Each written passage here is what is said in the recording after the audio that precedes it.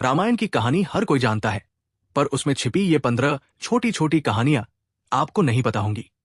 आइए सुनते हैं। रामायण हिंदू धर्म के 2 सबसे महत्वपूर्ण ग्रंथों में से एक है। भगवान राम के जीवन पर आधारित इस ग्रंथ में लोगों की अपार श्रद्धा है।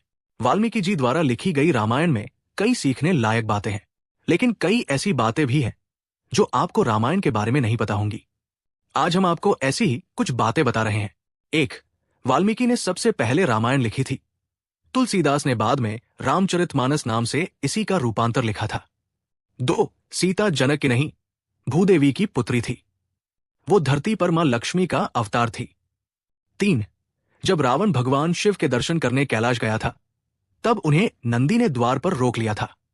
रावण ने नंदी का पशु बोलकर मजाक उड़ाया था। इस पर क्रोधित होकर नंदी ने उसे श्राप दिया था कि उसके साम्राज्य का सर्वनाश बंदर करेंगे। ये श्राप सच हुआ और वानर सेना द्वारा रावण के साम्राज्य का विनाश हुआ। 4. लक्ष्मण अपने भाई और भाभी की सुरक्षा के लिए इतने तत्पर थे कि वो 14 साल के वनवास के दौरान एक क्षण को भी नहीं सोए। नींद की देवी निंद्रा ने कहा था कि उनकी जगह किसी और को सोना होगा, तो लक्ष्मण की पत्नी उर्मिला 14 साल तक सोती रही। मेघनाद को वरदान मिला था कि उसे केवल वो ही हरा सकता है जो नींद को हरा चुका हो, इसलिए लक्ष्मण उसका वध कर पाए। 5. राम और उनके भाइयों के जन्म से पहले राजा दशरथ को कौशल्या से शांता नाम की एक बेटी हुई थी। कौशल्या की बड़ी बहन वर्षिणी और उनके पति राजा रोमपद की कोई संतान नहीं थी। दशरथ ने उन्हें अपनी पुत्री दान की थी। 6. भगवान शिव को प्रसन्न करने के लिए रावण ने खुद अपना सिर काट लिया था, लेकिन उसका सिर बार बार उग जाता था। इस तरह उसने 10 बार अपना सिर काटा। भगवान शिव ने यही 10 सिर रावण को लौटाए थे। 7. भगवान राम विष्णु का अवतार थे। भरत उनका सुदर्शन चक्र थे और शत्रुघ्न उनका शंख। लक्ष्मण को उनके शेष नाग का अवतार माना जाता है। 8. एक बार जब भगवान राम यम से भेंट कर रहे थे, तब उन्होंने लक्ष्मण को पहरा देने के लिए कहा था। यम ने उनके सामने शर्त रखी थी कि जो भी इस बीच उनके कक्ष में प्रवेश करेगा उसे मरना होगा। इस बीच ऋषि दुर्वासा वहां पहुंच गए और रोके जाने पर अयोध्या को श्राप देने की बात करने लगे। इस पर लक्ष्मण को भीतर जाना पड़ा। इसके बाद उन्होंने सरयू जाकर अपने प्राण त्याग दिए। 9. राम के राजा बनने के बाद एक बार उनके दरबार में नारद ने हनुमान को विश्वामित्र के अलावा सभी ऋषियों को प्रणाम करने को कहा, क्योंकि विश्वामित्र एक समय पर राजा थे। इसके बाद नारद ने जाकर विश्वामित्र को भड़काया और उन्होंने भगवान राम से हनुमान जी को सजा देने को कहा। राम जी अपने गुरु का आदेश नहीं टाल सकते थे, इसलिए उन्होंने हनुमान जी पर तीर चलाए, लेकिन हनुमान जी राम राम जपते रहे और उन्हें कुछ नहीं हुआ। इसके बाद उन्होंने हनुमान जी पर ब्रह्मास्त्र भी चलाया, पर उसका भी उन पर कोई असर नहीं हुआ। ये देखकर नारद जी ने युद्ध रुकवा दिया। 10. धन के देवता कुबेर रावण के सौतेले भाई थे।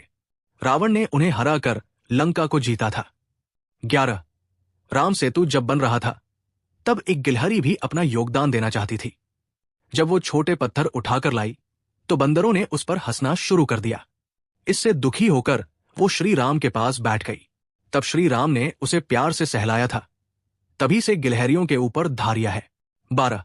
जब भगवान राम और उनकी सेना से लड़ने के लिए केवल रावण बचा था, तब उसने अपनी विजय के लिए एक यज्ञ करवाया। अपनी जीत सुनिश्चित करने के लिए उसे ये यज्ञ बीच में छोड़कर नहीं जाना था। ये जानने पर भगवान राम ने बाली के बेटे अंगद को वानर सेना के साथ रावण के महल में भेजा। वानर वहां जाकर हुड़दंग मचाने लगे, लेकिन रावण पर कोई असर नहीं हुआ। अंगद ने मंदोदरी के बाल खींचना शुरू कर दिया।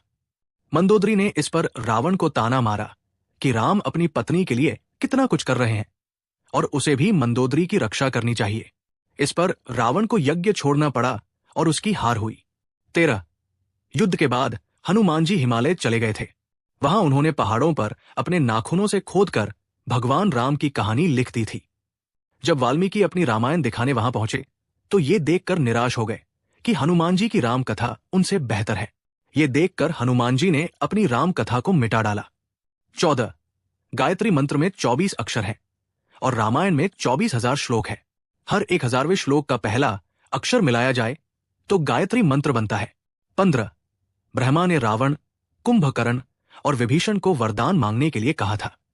इंद्र को डर था कि कुंभकर्ण इंद्रासन मांग सकता है, इसलिए उन्होंने सरस्वती जी से कहकर उसकी जीभ बंधवा दी और उसने इंद्रासन की जगह निंद्रासन मांग लिया।